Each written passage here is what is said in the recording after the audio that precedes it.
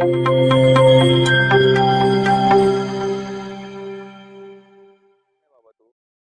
पियाला बसतात ते त्याला आपण लायसन दिलंय का काय? हा 2 वेळा मी स्वतः येऊन तिथे मुंगीत जाऊन बोलून घेतो. तुझा कोणता कर्मचारी ऐकत नाही, तू कंप्लेंट कर. माझ्यावर कडक काहीतरी तुम्ही बिल्डिंग वाल्यांचे पाण्याचे कनेक्शन वेगळे नाही घ्या. आहे ना हो डायरेक्ट पुलिस पे आपण एक ही देना ऐसा. गेले काही वर्ष नेरळच्या समस्यांबाबत फक्त बोलले जात होते, त्या प्रत्यक्ष सोडवण्यासाठी आता पुन्हा एकदा नेरळकरांना त्यांच्या हक्काचा माणूस मिळाला आहे.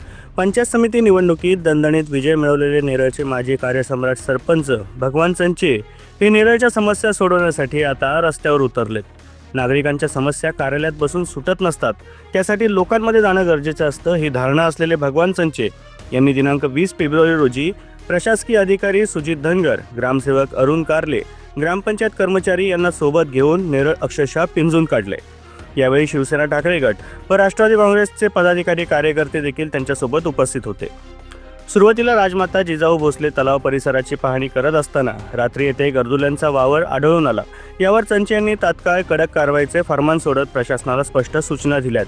त्या परिसरातील बंद पथदिवे याबाबत ही सूचना केल्यात. तर नेरळच्या मुख्य बाजारपेठ असलेल्या स्टेशन आणि परिसरातील गटारे तुंबल्यामुळे नागरिक त्रस्त होते. या ठिकाणी अडथळा ठरणारी अनधिकृत बांधकामे हटवून पाण्याचा निचरा सुरळीत करण्याच्या स्पष्ट सूचना देण्यात आल्या. वर्षानुवर्षे गळती असलेल्या भूमिगत पाईपलाईनवरती तोडगा काढण्याचं काम हाती घेण्यात आले. यावेळी स्थानिक नागरिक आणि महिलांनी पुढे येत भगवान चंचे यांना आपल्या समस्या मांडल्या. तर प्रथमच कुणीतरी जागेवर येऊन त्यांचे प्रश्न सोडवताना दिसल्याने त्या महिलांनी चंचे यांचे आभार मानलेत. मोहाचीवाडी येथील वाल्मिकी नगर परिसरातील सार्वजनिक शौचालयांची झालेली दुरावस्था पाहून चंचे संतप्त झाले. दरवाजे तुटलेले निखळलेले असल्याचे निदर्शनास येताच त्यांनी जागेवरच नवीन दरवाजे बसवण्याचे आदेश दिले.